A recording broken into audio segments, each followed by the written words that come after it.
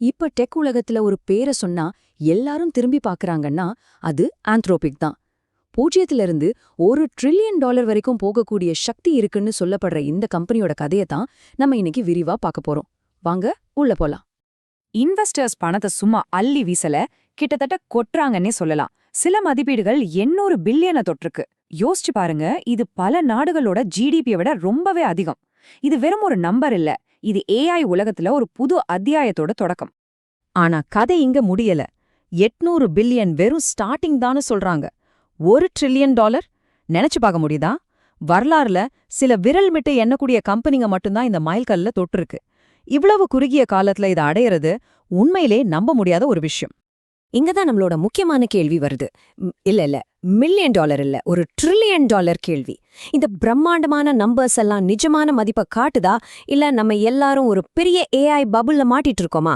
வாங்க இந்த பரபரப்புக்கு பின்னாடி இருக்கிற உண்மையை தோண்டி எடுப்போம். சரி, இந்த பெரிய பெரிய வேல்யூவேஷனுக்கு பின்னாடி என்ன இருக்கு? இந்த வளர்ச்சிக்கு எது காரணம்?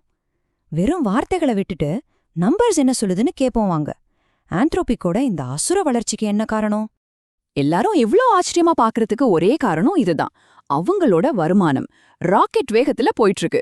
வெறும் கொஞ்ச மாசத்துல அவங்களோட வருடாந்திர வருமானம் 9 பில்லியன்ல இருந்து 30 பில்லியன் ரன் ரேட்டுக்கு எகிரி இருக்கு. ரன் ரேட்னா என்னன்னா, இதே ஸ்பீட்ல போனா ஒரு வருஷத்துக்கு எவ்ளோ சம்பாதிப்பாங்கன்னு ஒரு கணக்கு.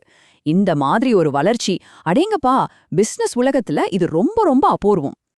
அப்போ இந்த காசெல்லாம் எங்கிருந்து வருது? நம்மள மாதிரி சின்ன கஸ்டமர்ஸ் கிட்ட இருந்து இல்ல. 1000 பெரிய பெரிய கார்ப்பரேட் கம்பெனிங்க ஆந்த்ரோபிக் சேவைகளுக்காக வரிசையில நிக்கறாங்க. அது மட்டும் இல்ல, ஒவ்வொருத்தரும் வருஷத்துக்கு குறைஞ்சது $1 மில்லியன் செலவு பண்றாங்க. இது ஒரு சூப்பர் ஸ்ட்ராங்கான பேஸ காட்டுது. இந்த வெற்றிக்கு ரெண்டு சீக்ரெட் தான். ஒன்னு, அவங்களோட மூளையா வேலை செய்யற கிளாட் ஏஐ. இது சும்மா கேள்விக்கு பதில் சொல்ற ஏஐ இல்ல. பெரிய பெரிய கோடிங் எழுதுறதுல இருந்து கம்பெனியோட வேலையை ஈஸியா ஆக்குறது வரைக்கும் இது ஒரு எக்ஸ்பர்ட். ரெண்டாவது, அவங்களோட ஃபோக்கஸ். பப்ளிக் பக்கம் போகாம அதிகமா காசு செலவு பண்ண ரெடியா இருக்கிற பெரிய கம்பெனிங்களை மட்டும் டார்கெட் பண்றாங்க. செம்ம ஸ்மார்ட் மூவ் இது. சரி, கம்பெனி நல்லா வளருது. ஆனா இன்வெஸ்டர்ஸ் ஏன் இவ்ளோ அவசரமா இவ்ளோ பெரிய பணத்தை இதுல போடுறாங்க? அவங்க மைண்ட்ல என்ன ஓடிட்டு இருக்கு? வாங்க கொஞ்சம் அவங்க சைட்ல இருந்து யோசிச்சு பாப்போம். இன்வெஸ்டர்ஸ்க்கு இது ஒரு டேஜாவு மாதிரி, அதாவது வரலாறு திரும்ப வர்ற மாதிரி இருக்கு. 20 வருஷத்துக்கு முன்னாடி அமேசான், கூகுள் எப்படி ஒரு புரட்சியை உருவாக்குச்சோ, அதே மாதிரி ஆந்த்ரோபிக் நிறுவனங்களுக்கான ஏஐல ஒரு புது சகாப்தத்தை உருவாக்கும்னு நம்புறாங்க. அடுத்த பெரிய டெக் புரட்சியில முதலாளா உள்ள நுழையணும்னு பாக்குறாங்க. இங்க ஒரு முக்கியமான சைக்காலஜி வேலை செய்யுது. ஃபோமோ, அதாவது ஃபியர் ஆஃப் மிஸ்ஸிங் அவுட். இந்த ஏஐ ட்ரெயினை மிஸ் பண்ணிருவோமோங்கிற பயம்தான் எல்லா இன்வெஸ்டர்ஸையும் ஆட்டி படைக்குது. அதனாலதான் பணம் வெள்ள மாதிரி பாயுது. யாரும் கடைசி ஆளா இருக்க விரும்பல. சரி, இவ்ளோ நேரம் நல்லதையே பேசிட்டோம். ஆனா எல்லா கதைக்கும் ஒரு மறுபக்கம் இருக்கும் இல்லையா? இப்ப கொஞ்சம் ரியாலிட்டி செக் பண்ண வேண்டிய டைம். இந்த ராக்கெட் பயணத்துல என்னென்ன ஆபத்துகள் இருக்கு? இந்த ஏஐ போர்ல ஜெயிக்கிறது அவ்ளோ ஈஸியா? முக்கியமா 3 பெரிய ரிஸ்க் இருக்கு. 1, இந்த வேல்யூவேஷன்லாம் ஒரு பெரிய ஏஐ பபிள் தானா? காத்துல ஊதின பலூன் மாதிரி ஒரு நாள் உடைஞ்சிருமா? 2, ஓப்பன் ஏஐ, கூகுள் மாதிரி பெரிய ஆளுங்க முன்னாடி இவங்களால நிக்க முடியுமா? 3, இந்த ஜெட் வேக வளர்ச்சியை கண்டினியூ பண்ண முடியுமா? இது ஒவ்வொன்றுமே ஒரு பெரிய கேள்விக்குறிதான். ஆந்த்ரோபிக் இந்த ரேஸ்ல தனியா ஓடல. ஏற்கனவே சாட் ஜிபிடி மூலமா மார்க்கெட்டை பிடிச்ச ஓப்பன் ஏஐ, கையில ஏகப்பட்ட காசு ஆழ்பலத்தோட இருக்கிற கூகுள், ஓப்பன் சோர்ஸ் மாடல் வச்சு எல்லாரையும் டார்கெட் பண்ற மெட்டா, இப்படி பெரிய பெரிய தலைங்க எல்லாம் இந்த ஏஐ கிரீடத்திற்காக சண்டை போடுறாங்க. இது வெறும் ஒரு கம்பெனி கதை இல்ல, இது ஒரு டெக்னாலஜி வார்.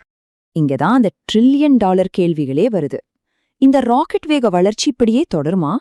பெரிய நிறுவனங்கள் தொடர்ந்து ஏஐக்கு இவ்வளவு செலவு பண்ணுவாங்களா?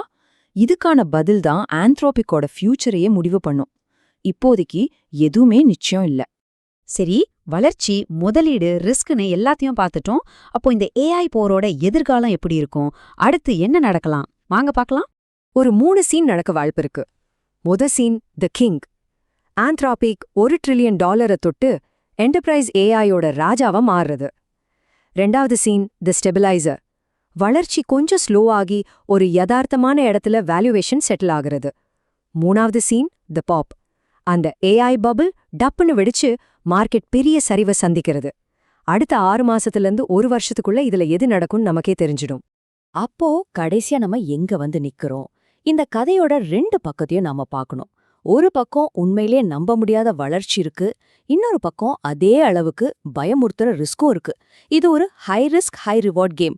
ஜெயிச்சா வரலாறு, தோத்தாலும் அதுவும் ஒரு வரலாறு தான். இந்த அனாலிசிஸ முடிக்க இந்த ஒரு வரியை யோசிச்சு பாருங்க. 0லிருந்து கிட்டத்தட்ட $1 ட்ரில்லியன் வரைக்கும்.